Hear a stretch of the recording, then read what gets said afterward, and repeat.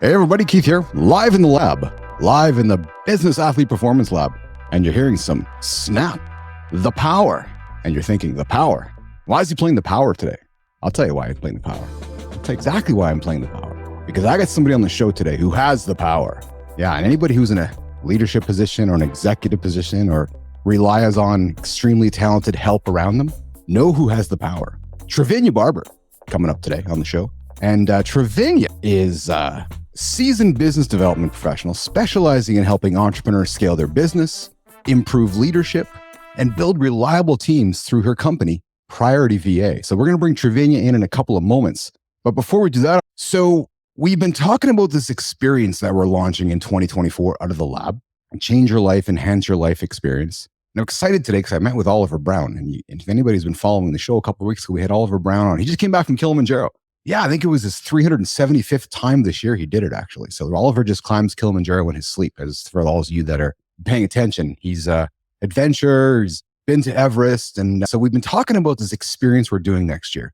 And to remind anybody who's been paying attention, in January, we're kicking the year off in Panama. Yeah, Panama. We're going to climb Volcan Baru, the only place in the world you can see the Pacific Ocean and the Atlantic Ocean at the same time. And then we're going to meet and hang out through the first quarter of the year virtually. We're going to put our MetaQuest headsets on. We're going to meet in virtual reality and augmented reality with presence.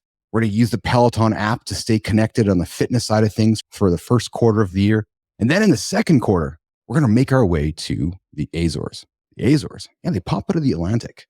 And then we're going to go climb Mount Pico. Mount Pico, we're going to stay overnight at the top and climb to the crater, climb from the crater to the top of the mountain of Mount Pico. We're going to see the Atlantic all around us. As a matter of fact, I was doing some reading today. The mountains, the volcanoes in the Azores, if you drained the ocean, are some of the highest peaks on the planet. So we're going to climb the Azores. And the Azores, Mount Pico is a warm-up for what we're going to do in September. In September, we're going to make our way to Tanzania, Africa, and we're going to climb Mount Kilimanjaro. We're going to transform our lives. So now you're thinking, Keith, really? You're going to take us all these places? Oh yeah, and it's not even done yet. So for 10 people that are looking to enhance, change, transform their life, we're going to continue our journey on our Pelotons, in our headsets, connecting throughout the year, coaching, moving forward. And then we're going to end the year in Kenya, East Kenya. We're going to spend 3 days on one safari on the Mara. We're going to spend another 3 days on a safari in the Lua Conservancy. We're then going to make our way to Lamu, Kenya, little village of Lamu Island and Shela Beach. And we are going to end the year on a retreat where we bring everybody together over this entire experience to transform people's lives. So if you've heard that and you're curious about it, and I'm thinking Trivina's paying attention going, do I have some people that might want to do that? Well, we want to hear from you. Limited space available. We're looking for 10 people that want to transform their lives and have a transformative experience. Now you're thinking, I can't take all this time off from my life. Yeah, you can actually, because this is actually more important than probably anything else you're doing. This is probably more important than anything else you're doing. We're still going to have life. We're still going to have to go to work. We're still going to have to raise our families. We're still going to have to go through the rest part of our life. But along the way, we're going to have the opportunity to bond and spend time with like-minded individuals and tackle these accomplishments to transform our lives. So stay tuned for more details here on the show. Stay tuned for details on the feed. But if you're listening to this and if you hear the shop later showing up on LinkedIn or X or YouTube, let me know you want to sign up. Limited spots available. I already got a few people knocking on my doors. They're asking me questions like, are you really doing this? I'm like, well, yeah, why wouldn't we? Well, for sure we are. Oh, one other thing too. The Apple Vision Pro comes out next year. Yes, it does come out next year. And Apple's about to change the world of spatial computing. And we all know the iPhone 15 is going to shoot video in spatial video. So by the end of next year, to you content creators out there, I'm going to give you a platform to create some of the most unbelievable content you could imagine. You'll have content that will set you apart from anybody else in your feed. Think about it. But enough of that. I'm going to flip the script, bring over the dual screen, and I really want to hear what Trivina Barber has to say. Hey, welcome to Live in the Lab. Thank you so much for having me. I'm really excited to be here. I really hung on to one of the things that you said talking about this trip. Tell me. No, it's not a trip. Not a trip. It's a transformative experience.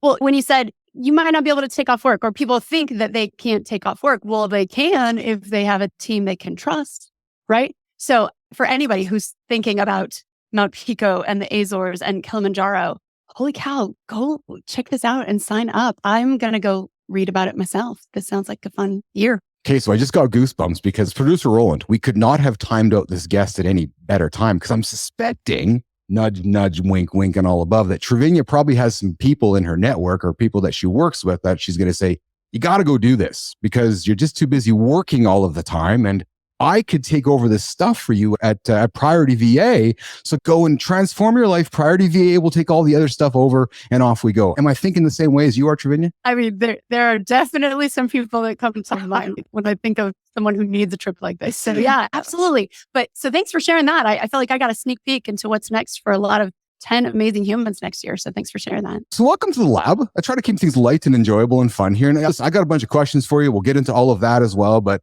before we do that, who's Trivina Barber? I think that what I like to hang my hat on is something my best friend told me when I was in like ninth grade. She said that my headstone should read, well, at least she was honest. And so I think that's what most people can expect from me is just truth. I go deep really quick. I don't like a lot of the fluff. And I think that I'm a wife, I'm a mom, I'm a business owner, I'm an avid scuba diver, all those types of things. But at the end of it, I'm just somebody who's trying to do a little better today than I did yesterday because the majority of the time it's a shit show, let's be honest. I had a good chat with Captain Hoff last week, and one of the themes that came up was authenticity. And it's clear to me, you showed me your truth tattoo, and even just your words, you just responded to me moments ago. You said you go fast and you go deep. So you have no time for the BS that much of society seems to put on the table. Why is that? I think that what we all crave is connection. And we often feel like we have to put on a mask to be whoever we're supposed to be for the person that we're in front of. And I did that for a really long time and I got very tired. And I just feel like I want to be somebody that people know that they're going to get the real me no matter when they get me. And, good day or bad day, I'm going to just kind of come out with my true colors and hope that people like me. And if they don't, I've got to just accept that and keep moving forward. I'm a big fan of that attitude. I am the same way. You'll either like me or not like me. I'm more authentic than my kids sometimes would probably prefer their dad to be. But I think that I'm teaching them that being authentic is how, especially in a world of AI and technology coming around us, the authenticity of a human being has never been more important. I have a funny story, completely unrelated to work or anything, but it actually does show you who I am. I just moved my daughter to Florida. She's 20 and we just moved her there this weekend. And so I didn't work yesterday and I got here into my office this morning and there was a Post-it note on my computer from my daughter saying basically like, you did good, mom, right? And that's really what this is all about.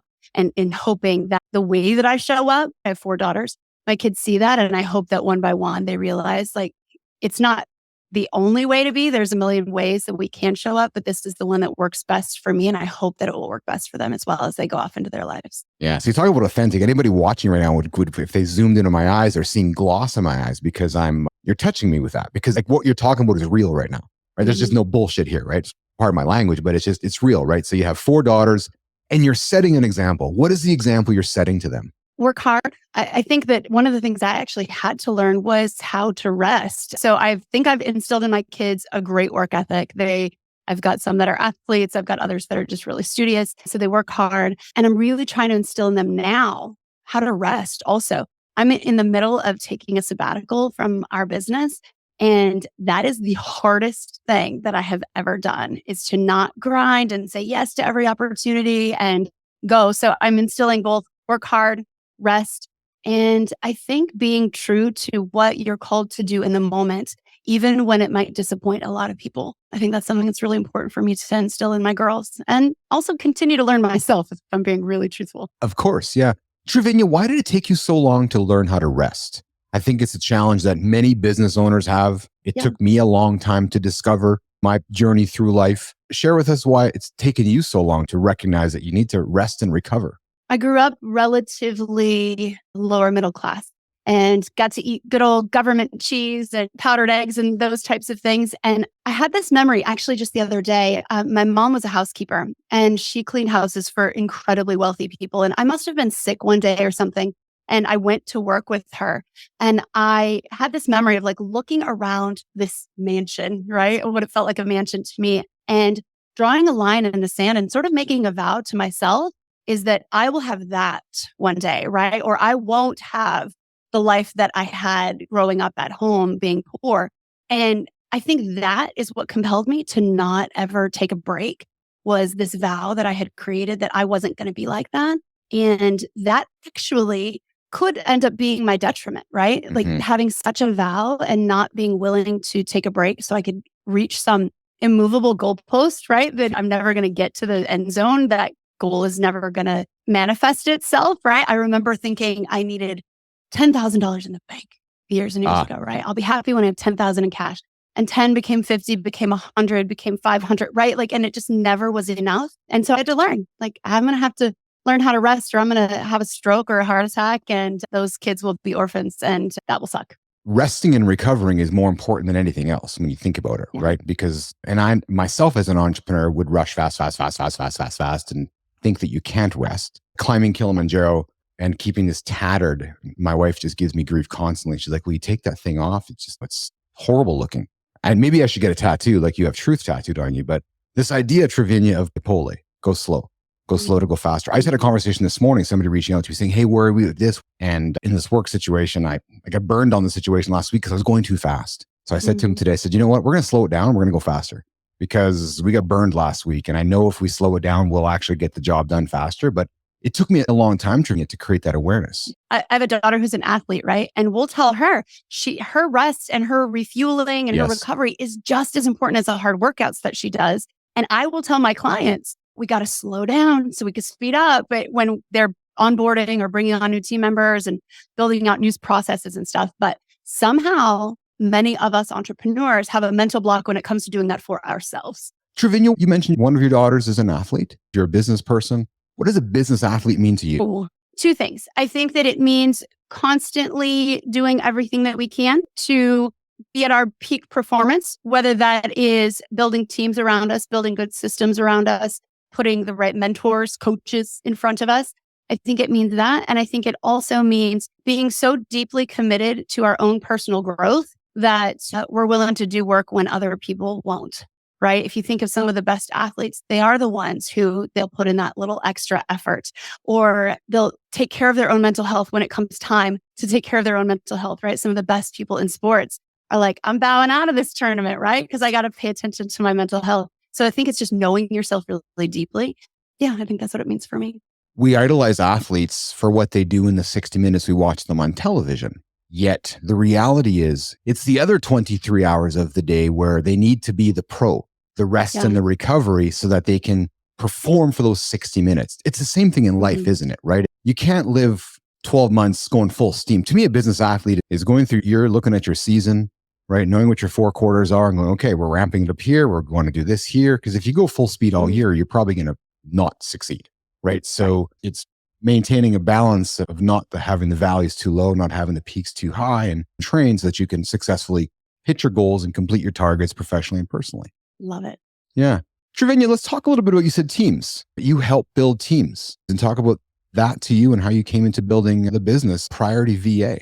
Yeah. It's such an interesting story. I started as an executive assistant when I was 18 years old and through a series of events ended up having my own company when I wanted to be at home with my kids and needed to find my own sort of gig economy stuff. And so I started working as an executive assistant for some entrepreneurs and my phone started ringing. People started wanting, can you be my assistant? My entrepreneurial light bulb went off that no, I can't. There's no more hours in my day, but I can help you find someone.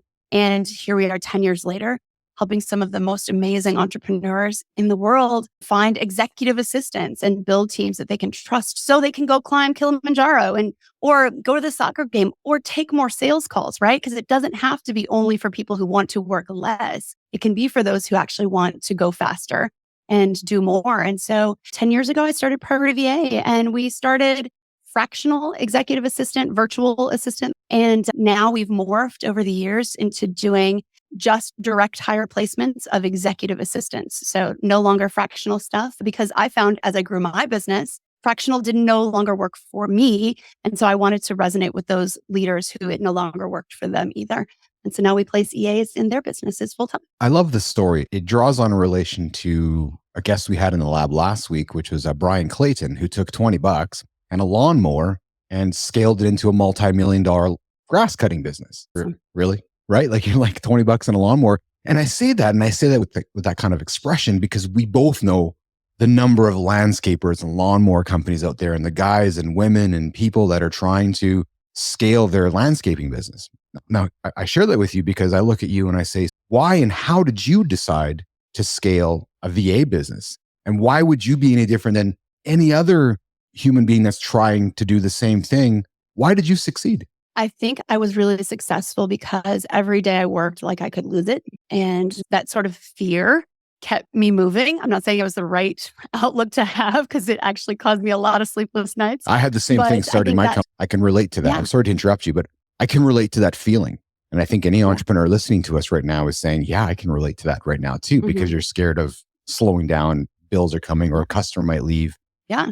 Yeah. So I think that helped make us successful. And I think my approach made us successful is I led with honesty. And I always tell leaders, if you will just open the kimono and tell me the good, the bad, and the ugly, like tell me that you throw pens and that you cuss at your team when you're pissed off. Like tell me that you'll ignore emails. Like if you'll just be really honest about who you are when nobody's looking, then I can help find the right fit for you. And that really resonated with people. They were like, wait, I can just be who I am. Like, I don't have to put on my front stage of who I am as a boss. I can be me, the kind of bully, the tyrant. And no, I don't recommend being a bully and a tyrant, but I do believe that the right assistant is out there for even those people that could help shift and shape them into being a fantastic leader. But I can't do that if people aren't honest. And so for whatever reason, people felt like they could open up to me and say, all right, here's what's going on. I had a lady one time tell me, I need help. And she was saying it through tears, but she said, I promised my kids 7 months ago that I'd be home to make dinner and we're still getting Uber Eats. Right. And that it's like, thank you. Thank you for sharing that with me. And I can't tell you how motivated that made me to find this person the best assistant possible so that she could honor her commitment to her kid and start making dinners. Right. So I just approached it differently. It wasn't like body in matched with another body, right? I took it a few steps deeper to get the right person in the right seat. You've used the word deeper. You've used the word taken steps and truth. Yeah. I would use the word of vulnerable. You have done a wonderful job being a vulnerable leader. And as a leader, you've then encouraged your customers as leaders to be vulnerable back to you. Would I be correct in that? Yeah, absolutely. I think that if you lead with vulnerability, which I think can also be a little misused in this market, right? If we crying on Instagram and doing all of those things, I don't know that necessarily works for everybody. And I don't think it gets the clicks or the relationship that people are truly wanting. But I think that my vulnerability is like saying, I've messed up. Here's how I've messed up. Here's how I've learned from the ways that I've messed up. And here's how I can help you avoid making those same mistakes. I think that resonates with people.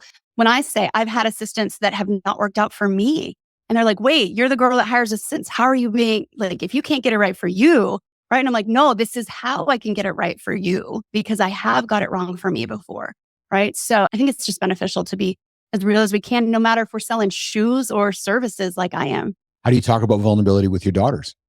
We could go way down a rabbit hole here. I talk about vulnerability in so many different ways. From the time where my girls were very little, they've known the names for their girl parts and boy parts. And we've talked about, I'm not the mom who didn't want to have conversations about sex. Or I have a daughter who's just moving. She moved to Florida. And I talked to her about how things are going to be very different from her. She's going to find out so much more about who she is and who other people are. We're open. We are the family that my daughters say, Mom, other parents don't talk to their kids about these things, whether it's sex, drugs, jobs, any of that. We're just like, let's have that conversation. We'll go deep real quick. It would seem to me in the role that you play in a person's life, in his life, your vulnerability, your ability to be authentic, like it's clear you're very authentic and really human. That is an asset that I can imagine many of your customers come back to time and time again, because from that, you build trust. I mean, it's why we say that we help leaders build teams they can trust, right? And I think that there are 3 things that most leaders are really looking for when they're trying to hire teams. They want someone that they can trust because that's sort of this base of the triangle, right? Like if you don't trust the person, you're not going to hand over the keys.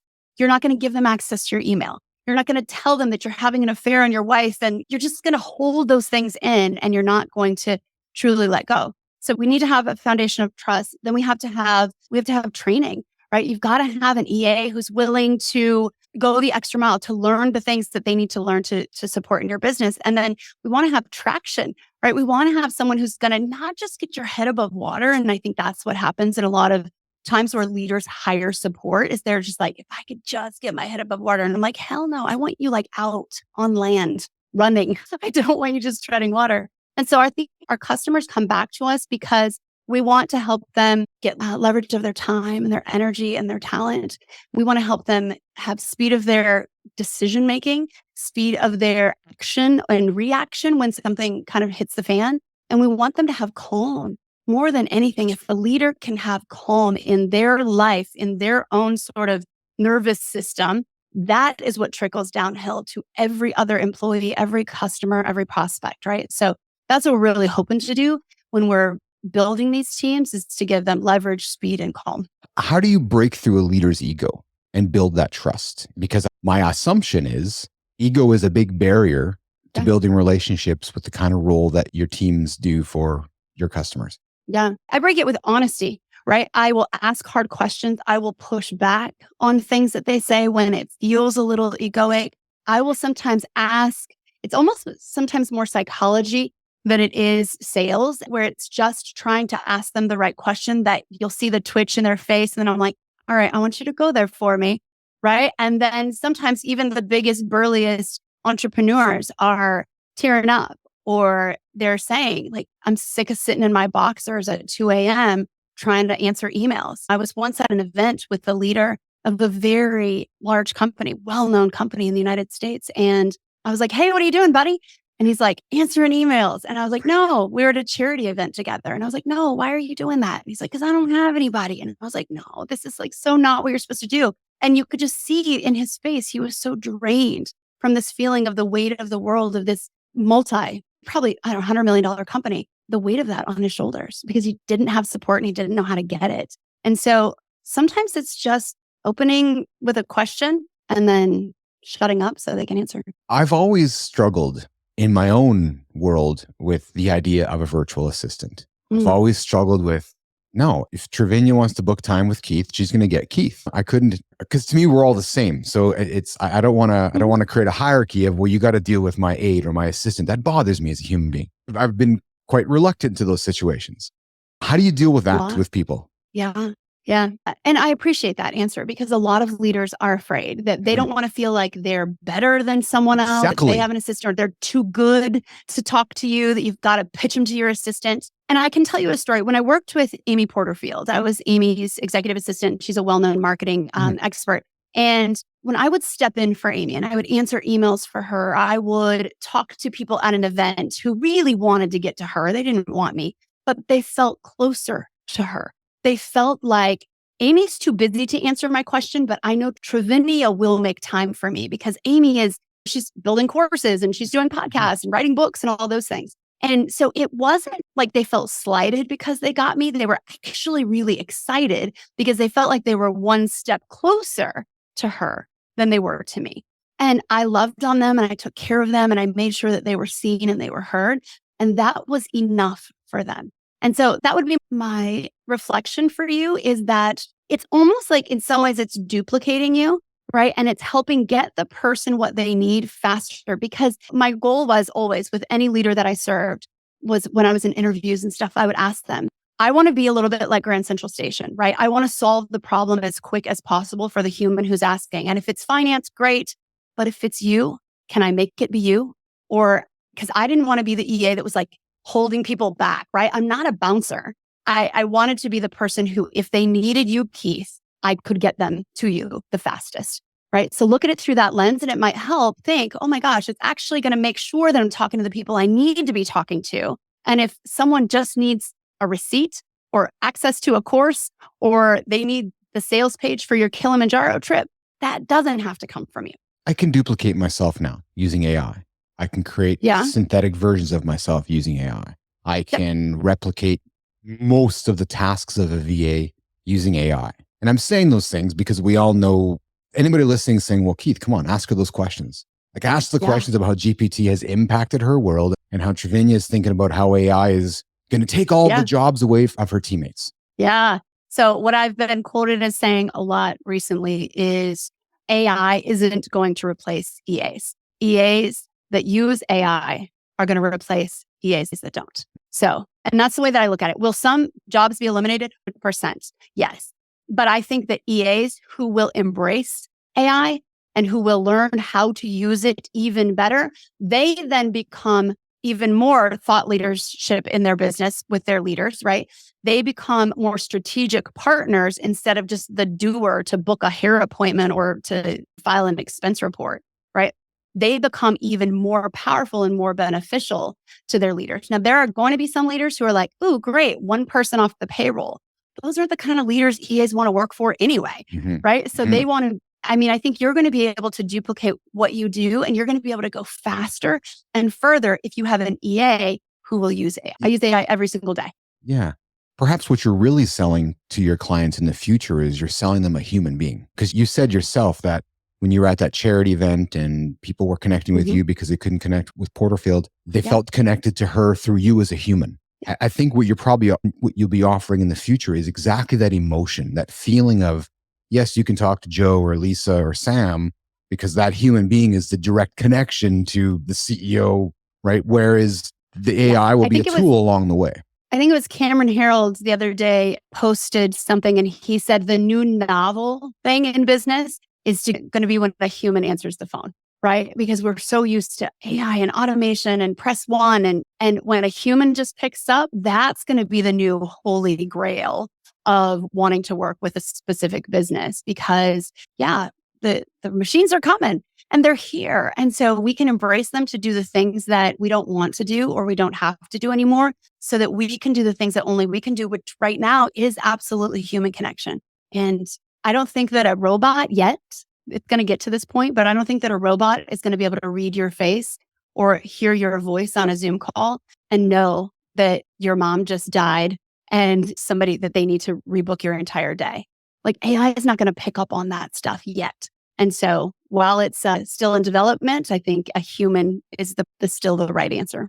It's interesting to hear you say the comments about picking up a phone and having a real human being on the other end. I've been witnessing my mother go through the healthcare system recently. And every time we talk, it's, I picked up the phone and I called. And I'm thinking going, well, that just seems so dated, yet I know why you're doing it. And I'm going there and I'm saying to myself, well, Mom, there's a better way of doing it.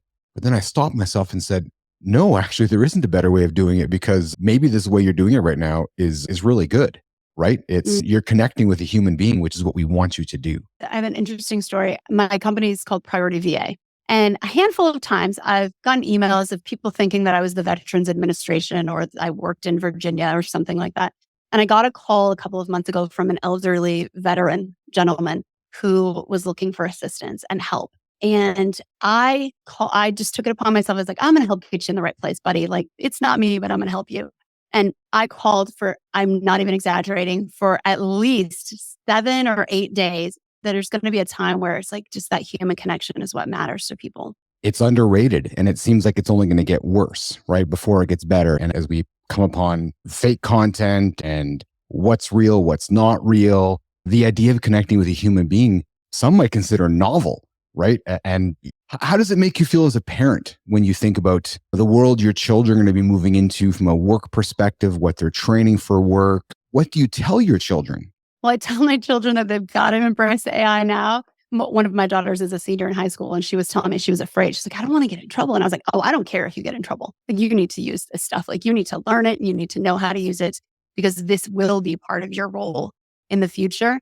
But when I talk to my kids about the world that they live in right now, it's so funny because I didn't even want to have kids when I was growing up. I was like, nope, not my jam. Thank you. I'm not interested. And as the world gets more and more chaotic, I was like, dang, maybe I was right. But later. But now I'm for it. Yeah, it's crazy. But I think the biggest thing for me that I want them to understand about the world is that they have to either get in the game and start learning and playing it, or they will be left behind, right? Just like EA is learning AI. There are some who are sticking their like head in the sand and like, this is too hard and I'm not going to learn it. I'm like, okay, well, you will be out of a job likely at some point. So they've got to just embrace it and learn it. As entrepreneurs, it's the same thing, right? Do you remember when computers came out? We thought that was goofy, or we thought email was wonky and it was just going to be a passing fad. And then the internet and all these things, it's like, oh man, it's here to stay. Yeah, it is not going anywhere. That's for sure. And I tell my children the same thing. You need to embrace the tools around you and learn them, become experts in them, because those that aren't, well, you'll be passing them along the way. What a fun show.